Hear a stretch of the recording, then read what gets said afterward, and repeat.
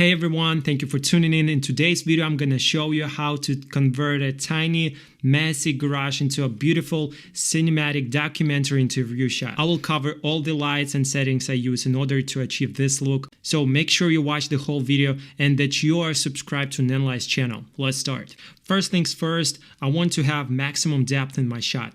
Usually I would use a portrait lens with fast aperture to get more separation between the foreground and the background. But if you're filming in a tiny place like this, sometimes a fast lens won't give you all the answers to your problems. So in this case, to get a deeper shot, I try to film it into the corner of the garage. This is really important, to film into the corner. Actually, I'm doing it kind of right now. So when the camera angle, lens, and actor's position are set, we can start working on the lighting. And that's my favorite part about filming the interviews and documentaries, setting up the lighting. With all ambient lights turned off, I start with the key light. And here I use Forza 300B. It's a bicolor light. That means I can go from cold to warm temperature in order to control a certain fill into my video.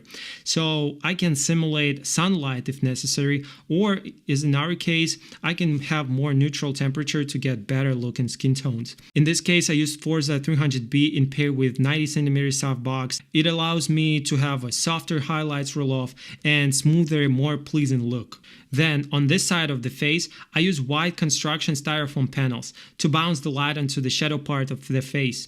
Of course, I could have left more shadow here, but I did not want to have too dramatic image. Then the next light I use is Light 5C. It's a small RGB light that I use in almost every project. Because of its portable size, it practically takes zero space in my camera bag, so I take it with me almost everywhere. I set it only to 9% output and the temperature is 27 Kelvin. The only thing you need to keep in mind if you are planning on taking longer takes, just plug this light into a power bank or turn it off between the takes so you will not run out of battery. So this is really important, but in my case the whole thing took me around 1.5–2 hours to shoot, so the battery lasted long enough for me. Okay, now it's time for our next light. It's Forza 60B paired with the projector mount. You see, because it's a bicolor as well, I can tune in temperature to match Light, Forza 300B, and other lights as well. And now we have better separation between the foreground and the background. And this is very important so I can achieve more consistent organic look. Here, Forza 60B serves two purposes. First purpose, it helps me to separate our speaker from the background even more. So we add even a little bit more depth to our tiny garage.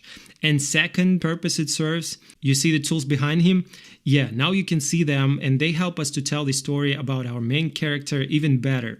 Okay, I hope you guys did not get lost yet. You're still here? If so, thank you. Let me know, leave a thumbs up.